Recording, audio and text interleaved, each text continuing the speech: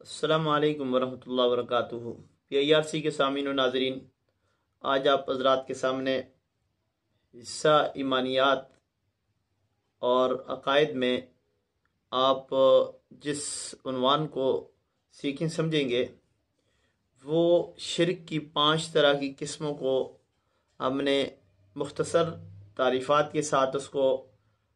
Define کرنا ہے، انتہائی اختصار کے ساتھ جو مختصر ترین ہیں۔ سب سے پہلی چیز یہ دیکھیں گے ہم نے کہ اللہ کی ذات میں شرک۔ پہلے میں سب جو 5 طرح کی جو اس کی قسمیں بنتی ہیں شرک کی، وہ آپ کی گوش گزار کر رہا ہوں۔ سب سے پہلی جو کیفیت ہے شرک فی صفت، یعنی اللہ کی صفت میں کسی کو شریک ٹھہرانا۔ دوسرا شرک فی العلم، یعنی اللہ تعالیٰ کی ذات کے ایک علمی خاصہ ہے، اس علمی خاصے میں کسی کو شریک کرنا، یہ بھی شرک ہے۔ اور اسی طرح شرک فی السمع والبصر،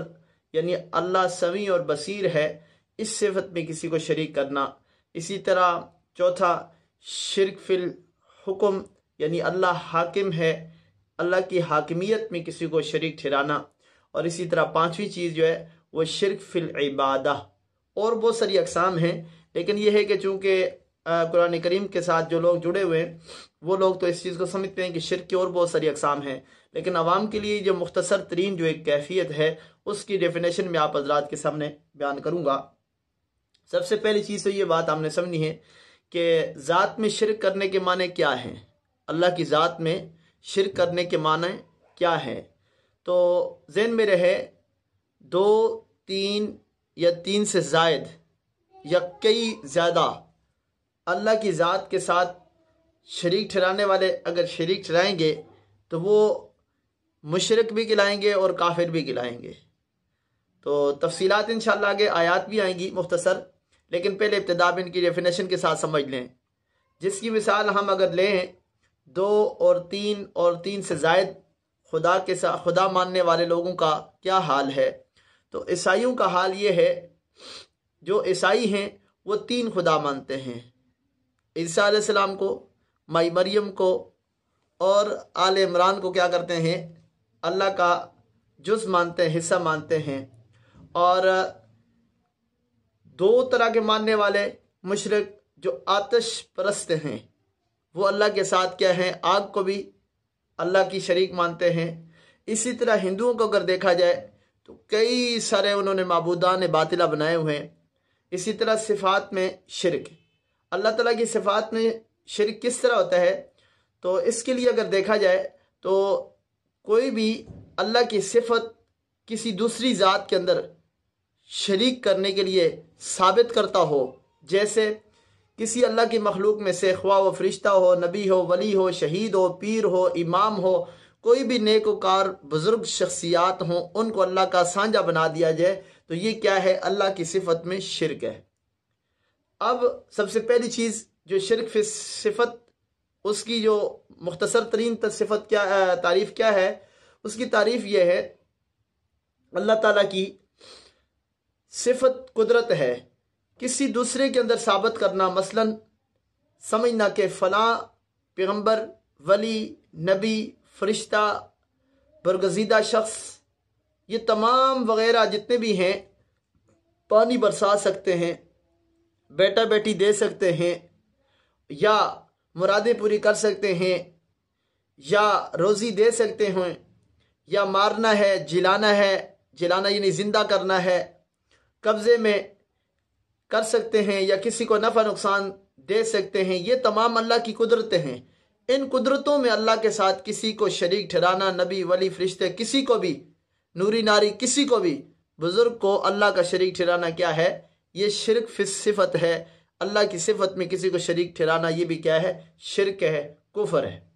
دوسری چیز شرک فی العلم، یعنی اللہ تعالیٰ کی طرح کسی دوسرے کے اندر صفت علم کو ثابت کرنا، مثلا یوں کہنا کہ جس طرح اللہ تعالیٰ جانتے ہیں فلاں پیغمبر، فلاں ولی، پیر، استاد، امام، مرشد، کوئی بھی اللہ جیسا علم رکھتا ہے، اور اللہ جس طرح ذرے ذرے کا علم کا واقف ہے، جانتا ہے، اسی طرح تمام حالات سے یہ بھی اللہ کے ولی، پیغمبر، نبی، امام، یہ سب کے سب کیا ہیں اسی طرح جانتے ہیں۔ اس کو شرک فی العلم کہا گیا ہے، اور اس کو بھی کیا ہے مشرکی کہیں گے۔ تیسری چیز شرک فی السمع والبصر، یعنی سننے اور دیکھنے کے اعتبار سے کسی کو شریک ٹھہرانا، مثلا یہ اعتقاد عقیدہ رکھنا کہ فلاں پیغمبر، ولی، نبی، پیر، امام، کوئی بھی نیکوکار شخصیات مردوں میں عورتوں میں دور نزدیک سے سن لیتے ہیں، یا ہمیں ہمارے کاموں میں ہر جگہ کام آتے ہیں، ہماری سننے کے بعد ہماری وہ آہو بکاؤ کو سن کر کے، ہماری مناجات کو سن کر کے وہ ہمارے حال احوال کو دیکھتے ہیں۔ تو یہ عقیدہ کسی اللہ کے ذات کے علاوہ کسی کے لیے بھی، فرشتے، نبی، پیغمبر، ولی، کوئی بھی نیکوکاروں کے لیے اگر عقیدہ نظریہ رکھا جائے گا تو یہ شرک فی السمع والبصر ہو جائے گا۔ اور شرک نمبر 4 شرک فی الحکم، اللہ کی حاکمیت میں کسی اور کو ساتھ شریک ٹھہرانا،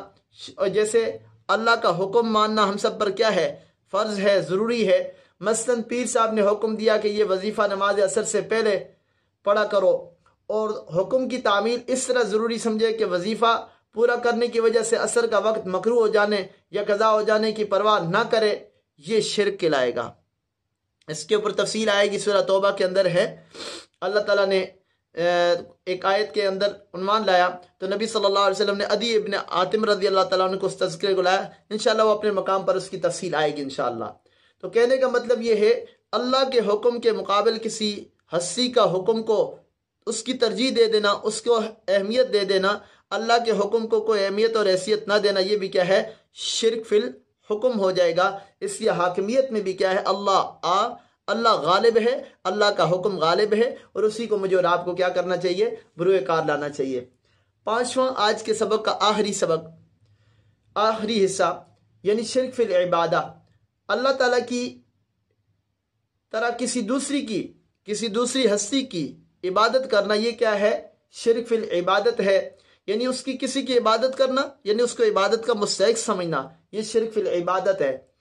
اس کو مثلا یوں کہا جائے، کسی قبر یا پیر کو سجدہ کرنا، یا کسی کے لیے رکوع کرنا، یا کسی پیر، ولی، پیغمبر، نبی، امام، یا کوئی بھی کسی دوسری ہستی کے نام کا روزہ رکھنا، اس کے لیے روزہ رکھنا، کسی کی نظر منت ماننا، یا کسی قبر پرستی کی صورت کے اندر ہو، یا کسی صورت میں کسی مرشد کے گھر کا خانہ کعبہ کی طرح طواف کرنا، یہ تمام وہ عبادتیں ہیں جن عبادتوں میں کسی کو شریک نہیں ٹھہرایا جا سکتا، اور یہ خالص حق ہے تو وہ صرف کس کے اللہ کے ہیں، جس کو اللہ وحدہ لا شریک کہتے ہیں۔ اللہ مجھے اور آپ کو ان تمام شرک کی اقسام کو سمجھ کر کے، سیکھ کر کے خود بھی بچنے کی توفیق نصیب فرمائے، اور دوسروں تک اس کو پہنچا کر کے مجھے اور آپ کو اس حق سچ کی دعوت میں جڑے رہنے کی توفیق نصیب فرمائے۔ وما علینا الا البلاغ۔